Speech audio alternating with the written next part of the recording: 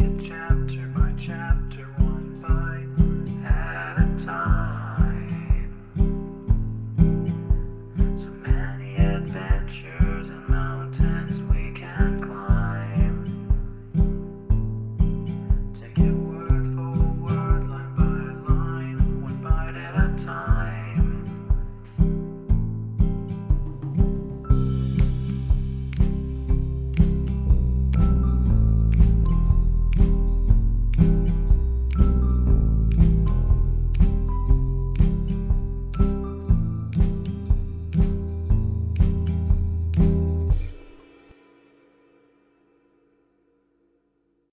Welcome to Bite at a Time Books, where we read you your favorite classics one bite at a time. My name is Bree Carlile, and I love to read, and wanted to share my passion with listeners like you. If you want to know what's coming next and vote on upcoming books, sign up for our newsletter at biteatatimebooks.com. You'll also find our new t-shirts in the shop, including podcast shirts and quote shirts from your favorite classic novels. Be sure to follow my show on your favorite podcast platform so you get all the new episodes. You can find most of our links in the show notes, but also our website, biteatatimebooks.com, includes all of the links for our show, including to our Patreon to support the show, and YouTube, where we have special behind the narration of the episodes. We're part of the Bite at a Time Books Productions Network. If you'd also like to hear what inspired your favorite classic authors to write their novels, and what was going on in the world at the time, check out the Bite at a Time Books Behind the Story podcast, wherever you listen to podcasts. Please note, while we try to keep the text as close to the original as possible, some words have been changed to honor the marginalized communities who've identified the words as harmful, and to stay in alignment with Bite at a Time Books' brand values. Today we'll be continuing Pride and Prejudice by Jane Austen. Chapter 3. Not all that Mrs. Bennet, however, with the assistance of her 5 daughters, could ask on the subject, was sufficient to draw from her husband any satisfactory description of Mr. Bingley. They attacked him in various ways, with barefaced questions, ingenious suppositions, and distant surmises, but he eluded the skill of them all, and they were at last obliged to accept the second-hand intelligence of their neighbor, Lady Lucas. Her report was highly favorable. Sir William had been delighted with him. He was quite young, wonderfully handsome, extremely agreeable, and to crown the whole, he meant to be at the next assembly with a large party. Nothing could be more delightful. To be fond of dancing was a certain step towards falling in love, and very lively hopes of Mr. Bingley's heart were entertained. "If I can but see one of my daughters happily settled at Netherfield," said Mrs. Bennet to her husband, "and all the others equally well married, I shall have nothing to wish for." In a few days, Mr. Bingley returned Mr. Bennet's visit, and sat about 10 minutes with him in his library. He had entertained hopes of being admitted to a sight of the young ladies, of whose beauty he had heard much, but he saw only the father. The ladies were somewhat more fortunate, for they had the advantage of ascertaining, from an upper window, that he wore a blue coat and rode a black horse. An invitation to dinner was soon afterwards dispatched, and already had Mrs. Bennet planned the courses that were to do credit to her housekeeping, when an answer arrived which deferred it all. Mr. Bingley was obliged to be in town the following day, and consequently unable to accept the honor of their invitation, etc. Mrs. Bennet was quite disconcerted.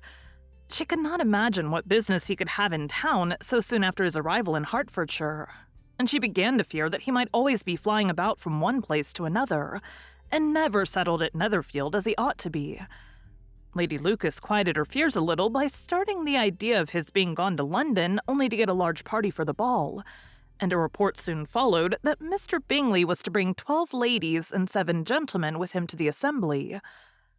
The girls grieved over such a number of ladies, but were comforted the day before the ball by hearing that, instead of 12, he had brought only 6 with him from London, his 5 sisters and a cousin, and when the party entered the assembly room, it consisted of only 5 altogether: Mr. Bingley, his 2 sisters, the husband of the eldest, and another young man.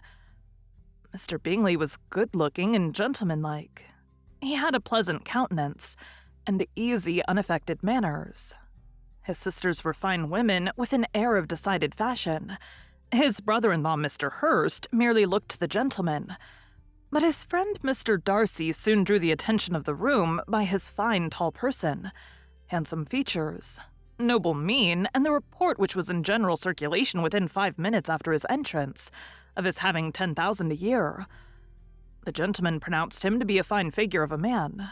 The ladies declared he was much handsomer than Mr. Bingley, and he was looked at with great admiration for about half the evening, till his manners gave a disgust which turned the tide of his popularity, for he was discovered to be proud, to be above his company and above being pleased, and not all his large estate in Derbyshire could save him from having a most forbidding, disagreeable countenance, and being unworthy to be compared with his friend. Mr. Bingley had soon made himself acquainted with all the principal people in the room. He was lively and unreserved, danced every dance, was angry that the ball closed so early, and talked of giving one himself at Netherfield. Such amiable qualities must speak for themselves. What a contrast between him and his friend. Mr. Darcy danced only once with Mrs. Hurst, and once with Miss Bingley, declined to be introduced to any other lady, and spent the rest of the evening in walking about the room, speaking occasionally to one of his own party. His character was decided. He was the proudest, most disagreeable man in the world, and everybody hoped that he would never come there again. Amongst the most violent against him was Mrs. Bennet, whose dislike of his general behavior was sharpened into particular resentment by his having slighted one of her daughters. Elizabeth Bennet had been obliged, by the scarcity of gentlemen, to sit down for 2 dances, and during part of that time Mr. Darcy had been standing near enough for her to overhear a conversation between him and Mr. Bingley, who came from the dance for a few minutes to press his friend to join it. "Come, Darcy," said he, "I must have you dance. I hate to see you standing about by yourself in this stupid manner. You had much better dance." "I certainly shall not. You know how I detest it unless I am particularly acquainted with my partner. At such an assembly as this, it would be insupportable. Your sisters are engaged, and there's not another woman in the room whom it would not be a punishment to me to stand up with." "I would not be so fastidious as you are," cried Bingley. "For a kingdom. Upon my honor, I never met with so many pleasant girls in my life as I have this evening, and there are several of them, you see, uncommonly pretty."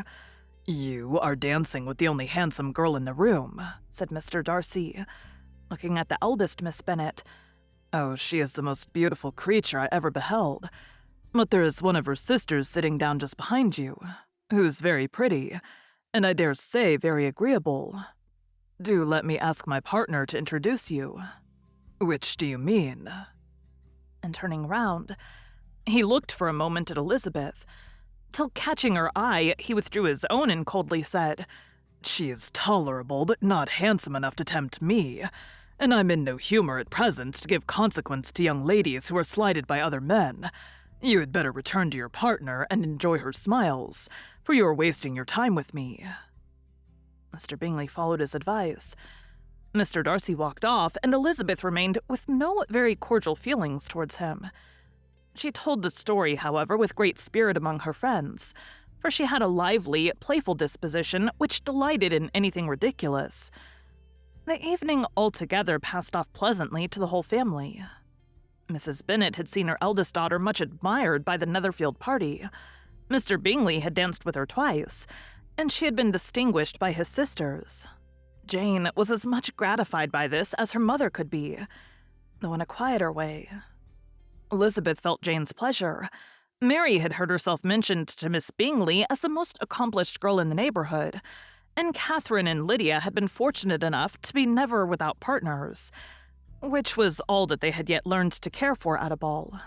They returned, therefore, in good spirits to Longbourn, the village where they lived, and of which they were the principal inhabitants. They found Mr. Bennet still up. With a book, he was regardless of time, and on the present occasion he had a good deal of curiosity as to the event of an evening which had raised such splendid expectations. He had rather hoped that all his wife's views on the stranger would be disappointed, but he soon found that he had a very different story to hear.